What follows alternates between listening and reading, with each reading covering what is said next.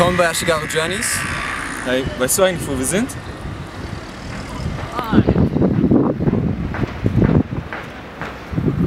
Shit, Mann, wir sind in Izmir. Wir sind in der Türkei, Izmir, um genau zu sein. Und wir sind hier über Izmir.